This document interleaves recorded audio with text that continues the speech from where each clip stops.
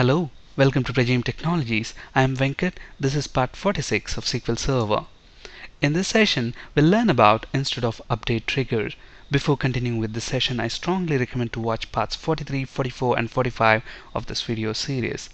So in SQL Server, there are three types of triggers: DML, DDL and logon. DML triggers are fired automatically in response to DML events. Examples of DML events include insert, update and delete. DML triggers can be further classified into two types: after triggers and instead of triggers. After triggers are fired after the triggering action, whereas instead of triggers are fired instead of the triggering action. Now, we have spoken about instead of insert trigger in the previous session. In this session, we'll learn about instead of update trigger. Let's understand that with an example. We have two tables here, TBL department table and TBL employee table.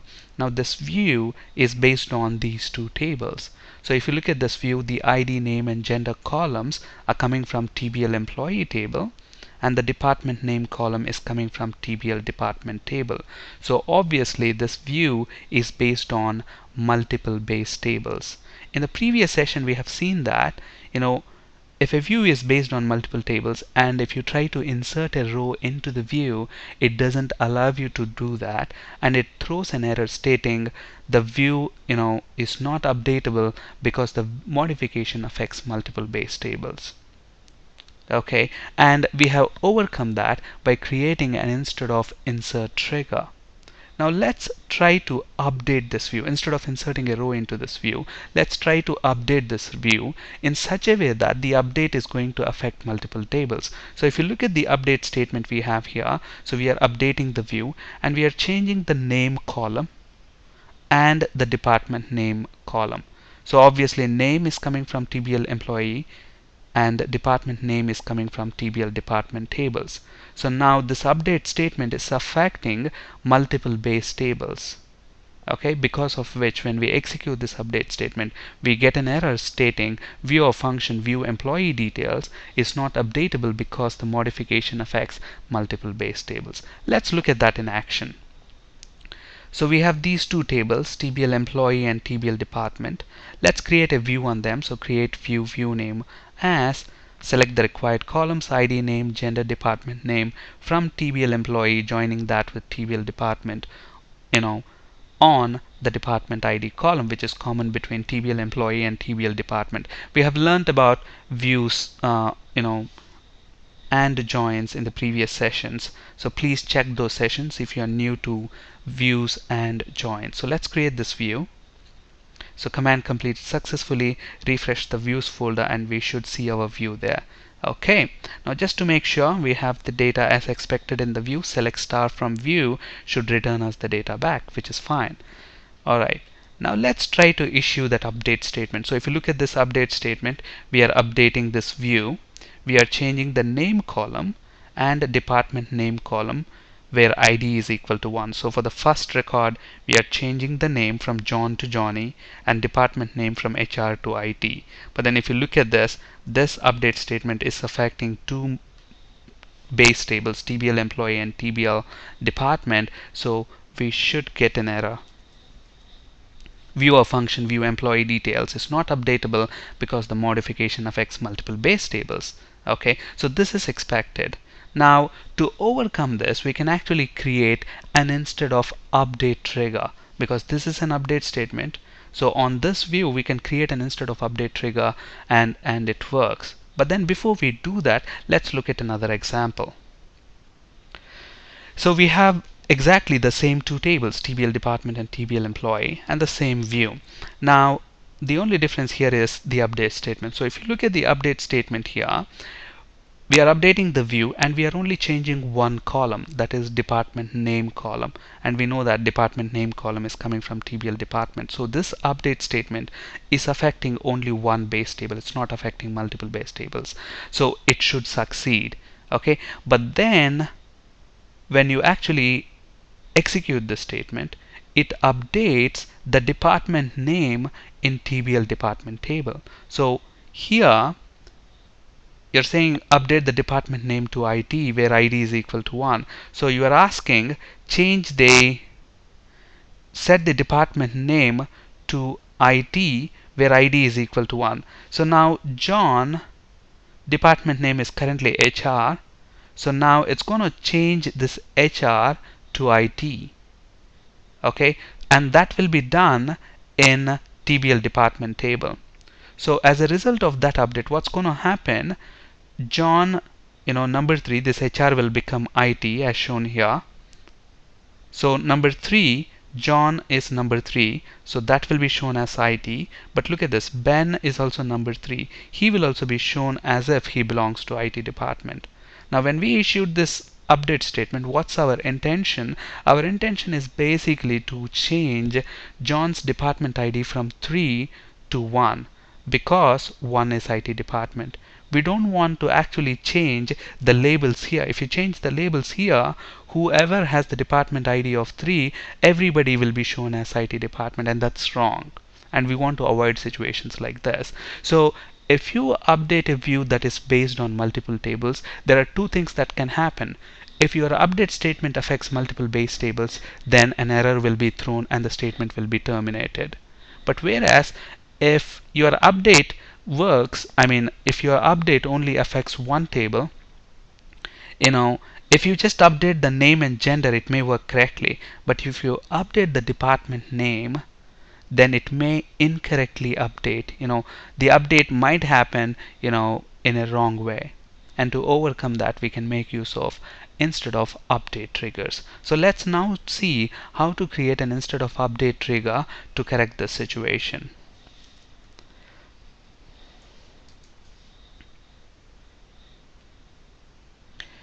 Okay, so let's try to execute this query and see if it actually wrongly updates. So when we select the data now, it's showing correctly John belongs to HR, Ben also belongs to HR department. Now let's execute this update statement. So we are updating employee details. We are asking to change the department name to IT for record with ID is equal to 1, meaning change John's department name to IT. When we execute that query, press F5, one row affected, which means the update succeeded. But then when we actually select the data back from the view, look at that, John belongs to IT, Ben also belongs to IT, which is wrong, and we didn't expect this to happen. And if we investigate the reasons why it happened, so look at this. In the department table, the label is changed from HR to IT. Ben's department is IT, number 3, so it shows Ben also as IT. In fact, we should have actually changed the department ID of John from 3 to 1. Okay, which we can achieve using an instead of trigger. Now before we write the trigger, let's change this label back to HR so that we have correct data to work with. So update TBL department set department name is equal to HR, where department ID is 3. So let's execute this query and let's select the data from the tables just to make sure it's as expected. So everything is correct now, IT, payroll, HR, admin. Okay, cool. Now let's go ahead and create that view. Now this view, if you look at it, it's very big, but then it's very simple to understand. It's just that a bit of copy pasted code. If you understand one section, it's pretty much similar. Okay, so we know that triggers makes use of two special tables called inserted and deleted, and we have spoken about them in the previous 3 videos parts. Okay, so inserted table contains the new data that you have inserted, whereas deleted table will contain the rows that you have deleted. But whereas when you update a view or a table, inserted table will contain the updated new data, whereas deleted table will contain the old data before updation. Alright, so we'll make use of those tables. So obviously when somebody issues a statement like this, update TBL department set name is equal to HR, where department ID is equal to 3, then we have this inserted table and updated table, inserted and deleted table, which will have the old and new values. We should be taking the new values and updating either the TBL employee table in the correct way. Okay, so and to do that we are making use of this trigger. So we are creating a trigger, create trigger name on this view instead of update. So this trigger gets fired instead of the actual update statement. Okay, so what we are doing here is there is a function called update function. So when somebody issues this update statement, so when somebody says, okay, update TBL department, set department name, then update of ID.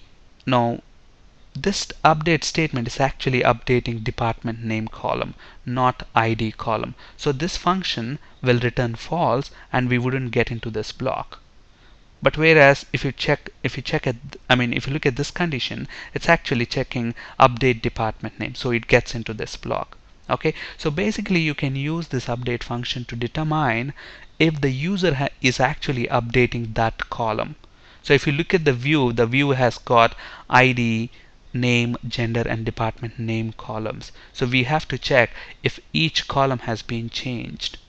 And to do that, you can actually make use of this update function. So this function checks if the column has been changed by the update statement. So whatever is there in this next to set the column list, that for those columns, the update function will return true. So you need to check, okay, if ID column has been updated, the employee ID is updated, then we want to throw an error because you cannot change a primary key, so we are using raise error function. So we have spoken briefly about raise error function in the previous session. If you want to throw a custom error, then you can make use of raise error function. So we are throwing an error message saying ID cannot be changed, and this is severity level and state. We'll talk about raise error and exception handling in a great detail in a later session when we talk about exception handling.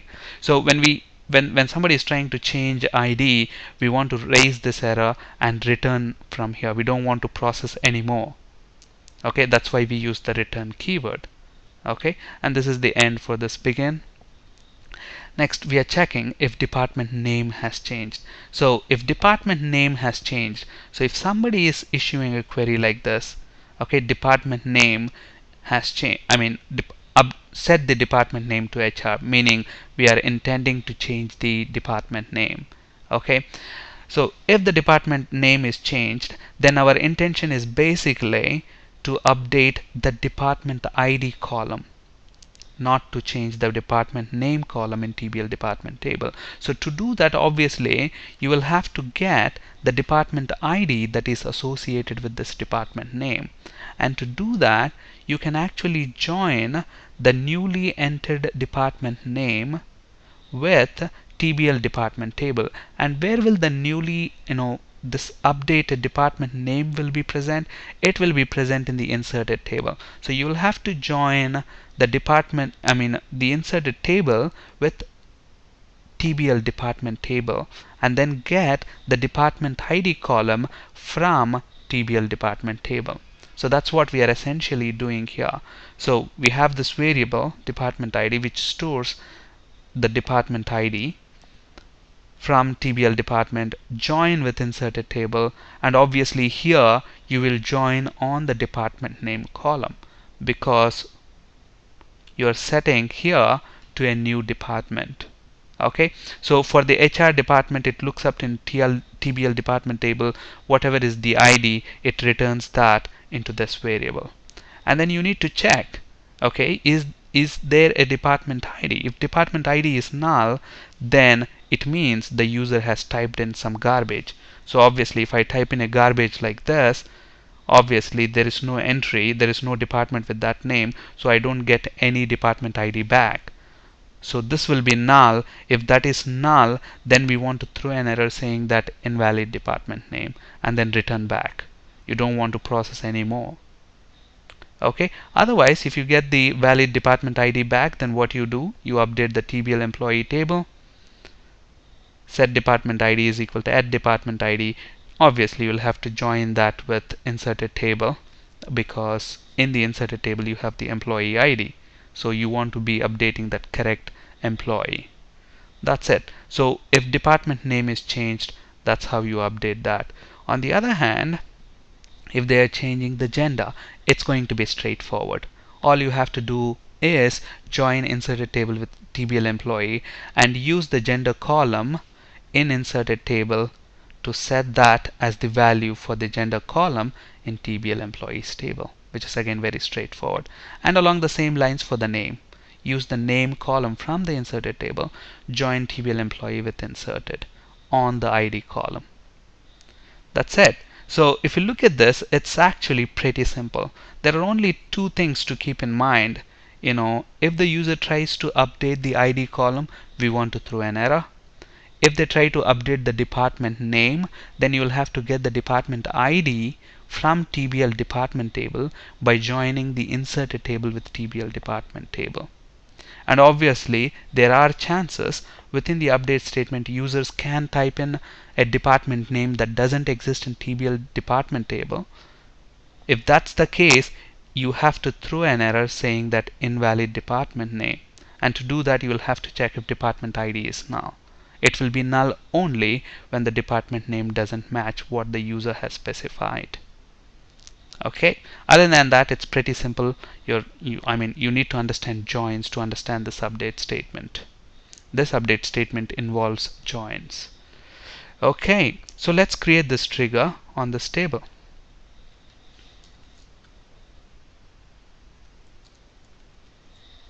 Press F5, command completed successfully. Now let's try to update this and see what happens. Okay, so first I'm trying to pass in a garbage department. So what should happen? It should throw an error back. So we created this trigger. It's actually saying one row affected, which is wrong. Let's investigate why is this happening. Did we create this? Oh, okay. We are actually updating the TBL department table. We should actually be updating the view. So let's select the TBL department. So that's a wrong statement that we have executed. So 3, we want that to be HR. So let's change it back. Okay, so now let's try to update the view. So we are trying to set the department name to IT for record with ID is equal to 1 in the view. And if you look at the data in the view, 1 is John. So for John we are trying to change his department ID from HR to IT. So let's try to do that, and before we actually change it to IT, let's type in some garbage there. So this department, a department with this department name doesn't exist in TBL department table, so we should be getting an error. So let's press F5. Look at this, invalid department name. But on the other hand, if you supply the right department, so we want to change it to IT, I press F5, one row affected. So when you select the data from the view, look at this, only John's department is changed to IT, but Ben is still in the HR department. And to check if it has updated correctly, if it has changed the department ID column value, select the data from TBL employee and department table. Look at that, John's department ID has been changed from 3 to 1 correctly as expected. Alright, now let's try to change more than one column. Okay, so here I'm trying to, let's select the data from the view. So let's try to change name, department name, and let's also try to change his gender. Okay, so we have this query here. So we are trying to update this view, change the name from John to Johnny, gender from male to female, and department name from IT to, let's say, payroll. Okay, let's update this and see if this query, before we implemented instead of update trigger, we used to get an error stating that the view is not updatable because the modification affects multiple base tables. But now look at that, it succeeds. Now let's try to select the data from the view and see if it has succeeded. John to Johnny, gender from male to female, and department name to payroll. And if you look at the underlying data, the data, the base tables are correctly updated. So department ID for Johnny is 2. 2 is nothing but payroll. Okay, so instead of triggers can help, to update views correctly if it's based on multiple tables. But then keep in mind we are using update function here. This update function this will return true if a column is specified in the set clause. Okay, now irrespective, even if you set the update to the same value, let's say for example, let's look at this with an example. So if you look at this, the name for record with ID is equal to 1 is Johnny, and his gender is female. The record's gender is female. So now let's say we are changing Johnny's name, or let's say I am changing, yeah, let's change name to Johnny. So it's exactly the same thing. I'm setting the name to Johnny, which means you're literally not changing anything. But then when you update this query, you're actually trying to change the name here, but it's the same value. But in your trigger, this function update of name will actually returns true, even if you're not actually changing to a different value, changing it to the same value, but still the update function will return true. Okay, just to prove that, because we will not have any data modified, let's say print name changed. Let's alter this function.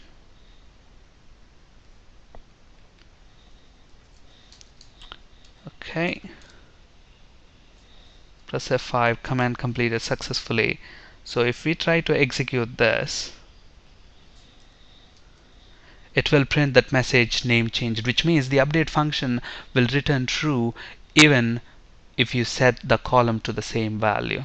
Okay, so that's why I personally prefer using comparing the values manually from between inserted and deleted tables rather than using this update function.